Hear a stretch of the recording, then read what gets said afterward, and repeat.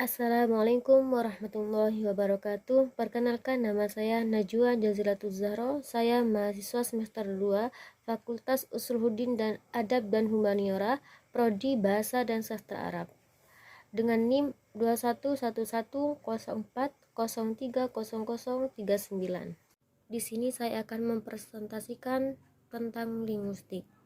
Poin pertama yaitu sejarah linguistik Arab dan sejarah linguistik umum. Sejarah linguistik ditemukan banyak pendapat dari para ahli dalam mengklarifikasi periode sejarah linguistik umum. Abdul Khair misalnya membagi periode sejarah linguistik umum menjadi 5 bagian. Yang pertama yaitu zaman Yunani, yang kedua yaitu zaman Romawi, yang ketiga zaman pengetahuan, dan yang keempat yaitu zaman Renaisasi, yang kelima yaitu zaman modern. Yang pertama yaitu zaman Yunani. Zaman Yunani pada abad 2-5 Masehi. Pada zaman Yunani ini ada dua pertentangan, yaitu pertentangan antara fisis dan nomos. Fisis yang maksudnya adalah bahasa itu mempunyai hubungan asal-usul, sumber dan dalam prinsip-prinsip abadi dan tidak dapat digantikan di luar manusia itu sendiri. Sedangkan nomos itu ialah konvensional, maksudnya makna itu diperoleh dari hasil tradisi atau kebiasaan. Dan pertentangan yang kedua yaitu analogi dan anomali. Pada masa itu, kaum analogi berpendapat jika bahasa itu bersifat teratur, sedangkan anomali berkebalikan dengan analogi, yaitu dalam anomali ini berpendapat bahwa bahasa itu tidak teratur. Dan tokoh-tokoh yang terkait dalam zaman Yunani yaitu kaum Sophia pada abad 5 sebelum Masehi. Dan yang kedua yaitu Aristoteles 384 sampai 322 sebelum Masehi. Yang ketiga yaitu kaum Stoik pada abad 4 sebelum Masehi. Yang kelima yaitu kaum Alexandrian. Yang kedua yaitu zaman Romawi. Zaman Romawi merupakan zaman kelanjutan dari zaman Yunani. Tokoh-tokoh pada zaman Romawi ini yang sangat terkenal yaitu pertama tokoh Faro pada tahun 116 sebelum Masehi sampai 27 dengan karyanya yaitu De Lingua Latina. Dan tokoh yang kedua yaitu Priscilla dengan karyanya Institutiones Grammatica. Faro berpendapat bahwa dalam bahasa Latin ada kata yang bersifat analogi atau beraturan dan ada juga yang bersifat anomali atau tidak beraturan. Sedangkan menurut Priscilla yaitu fonologi dan morfologi serta sin. Buku karya Priscilla merupakan buku tata bahasa Latin paling lengkap yang dituturkan pembicara aslinya. Teori-teori kata bahasa yang merupakan tonggak utama pembicaraan bahasa tradisional. Yang ketiga yaitu zaman pertengahan. Zaman pertengahan ini studi bahasa mendapat perhatian penuh terutama pada filsuf. Adapun yang dipaparkan dalam bahasa ialah kaum Modistai. Kaum ini mereka menerima analogi karena menurut mereka bahasa itu bersifat reguler dan universal.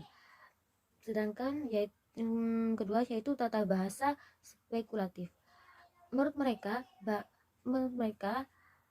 merupakan hasil integrasi deskripsi gramatikal bahasa Latin ke dalam filsafat skolastis. Yang ketiga yaitu zaman pertengahan. Zaman pertengahan ini studi bahasa mendapat perhatian penuh terutama pada para filsuf skolastik. Adapun yang dipaparkan dalam studi bahasanya ialah yang pertama yaitu kaum Modistai. Kaum ini menerima analogi karena menurut mereka bahasa itu bersifat reguler dan universal.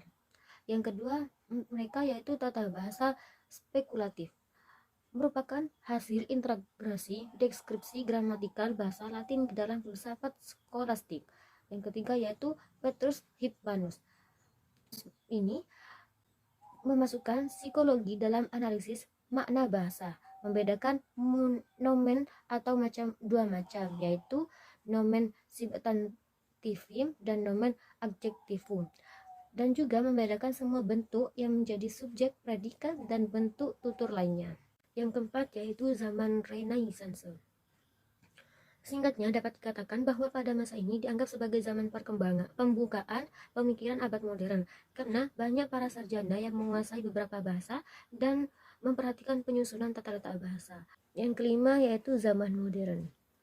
Menjelang lahirnya linguistik modern, kita tahu bahwa Ferdinand de Saussure ialah bapak linguistik modern. Pembahasan selanjutnya yaitu sejarah linguistik Arab. Sebelum menuju pada sejarah linguistik Arab, kita harus tahu juga asal-usul bahasa di Arab. Adapun asal-usul bahasa di Arab menjadi fokus kajian para filsuf ulama mutakallimin atau ulama bahasa sejak dulu. Mereka telah berusaha untuk memecahkan masalah asal-usul di Arab ini. Akan tetapi, kesimpulan mereka hasilkan tidak satu suara atau tidak satu pendapat. Bahkan mereka terpecah menjadi beberapa pandangan. Jika diringkas menjadi sebuah teori tentang pandangan mereka tentang asal-usul bahasa ini terbagi menjadi 4 teori yang dikutip dari Al-Ham, yaitu teori pertama Al-Taufiq wa Al-Ilham. Menurut teori ini, bahwa bahasa manusia merupakan ilham atau wahyu dari Allah SWT. Dengan demikian, manusia dalam hal ini tidak mampu menciptakan bahasa karena memiliki sifat taufik atau menyerahkan semua masalah kepada Allah SWT. Teori yang kedua yaitu al-tawaddu wa al-istilah. Menurut teori ini, bahasa itu diciptakan tawadu atau muwada'ah oleh manusia atau terjadi karena kesepakatan manusia. Teori yang ketiga yaitu teori jam'u baina al-taufiq wa al-istilah. Teori ini adalah penggabungan dari teori al-taufiq wa al-ilham dan teori al-tawaddu wa al-istilah. Yang keempat yaitu teori al-taqlil wa al-muhakkat. Dalam teori ini memandang bahwa alasan usul bahasa adalah peniruan terhadap bunyi-bunyi suara-suara alamiah. Adapun sejarah linguistik sendiri terbagi menjadi 2 bagian, yaitu linguistik Arab tradisional dan yang kedua yaitu linguistik Arab modern. Yang pertama yaitu linguistik Arab secara tradisional. Berbagai faktor yang membuat orang Arab memulai mengkaji secara serius bahasa Arab. Para ahli bahasa Arab selalu berpegang teguh pada Al-Quran, syair Arab, dan ungkapan yang digunakan pada saat menetapkan kaidah gramatika bahasa Arab. Hal yang sama pula mereka lakukan dalam pembuatan kamus. Mereka mengunjungi langsung lokasi para penutur bahasa Arab yang memiliki dialek yang bermacam-macam. Tak jarang pula para penutur bahasa Arab yang berasal dari pedesaan di Basrah dan Kufah yang menjadi pusat pengkajian bahasa Arab pada saat ini. Bagaimana bahasa Arab tumbuh dan berkembang. Yang kedua yaitu linguistik Arab secara modern. Seperti ilmu lain, linguistik ini mengalami perkembangan sesuai zaman dan tren pengkajian. Pendapat linguistik modern ini awal mulanya mendapat tantangan karena ahli bahasa pada waktu itu menolak dan merasa aneh karena ada pendapat baru yang bergeser pendekatan yang sudah mereka kenali sebelumnya. Perhatian terhadap linguistik Arab muncul pada awal perkembangan Islam. Linguistik dimaksud adalah ilmu tata bahasa yang kemudian dikenal dengan ilmu nahwu, yaitu ilmu bahasa Arab yang mempelajari tentang perubahan baris akhir kata sesuai dengan fungsi dalam kalimat. Periode pertumbuhan dan perkembangan ilmu nahwu dibagi menjadi 4 periode. Yang pertama yaitu periode pembentukan. Tokohnya yaitu Amirul Mukminin Ali bin Abi Thalib. Tokoh kedua yaitu Abu al-Aswad wa ad-Du'ali. Yang kedua yaitu periode pertumbuhan dan perkembangan. Tokohnya yaitu Al-Akhfas dan Asibaweh. Yang ketiga yaitu periode kejayaan. Tokohnya yaitu Abu Umar al-Jarumi dan Abu Usman al-Majani. Yang periode keempat yaitu reformasi dan reformulasi. Tokohnya yaitu Rif'ah at-Tatawiyah dan Hasan Kamil. Penjelasan poin kedua yaitu tentang bahasa. Bahasa adalah salah satu ciri khas manusia yang membedakan dari makhluk lain. Bahasa membuat manusia menjadi makhluk yang bermasyarakat sebagai sarana komunikasi untuk menyampaikan pesan, ide-ide, keinginan, dan perasaan dari pembicara kepada lawan pembicara. Yang kedua yaitu asal mula bahasa. Mula bahasa tidak dapat ditentukan secara pasti karena bahasa tidak diciptakan oleh seseorang atau kelompok orang. Siapa yang menciptakan bahasa itu? Tidak seorang pun yang tahu dengan pasti dan tidak dapat ditelusuri kejelasannya. Membahas tentang asal usul bahasa, ahli-ahli menyimpulkan kapan bahasa pertama kali digunakan oleh manusia. Para ahli bahasa justru sepakat bahwa tidak seorang pun mengetahui secara pasti kapan bahasa awal mula ada, di mana, bagaimana, siapa yang membuat, dan siapa yang mengawalinya. Ungkapan yang lazim mengatakan bahwa sejarah bahasa dimulai sejak awal keberadaan manusia. Dengan demikian, sejarah bahasa berlangsung sepanjang sejarah manusia. Poin ketiga yaitu bahasa Semit dan bagian-bagiannya.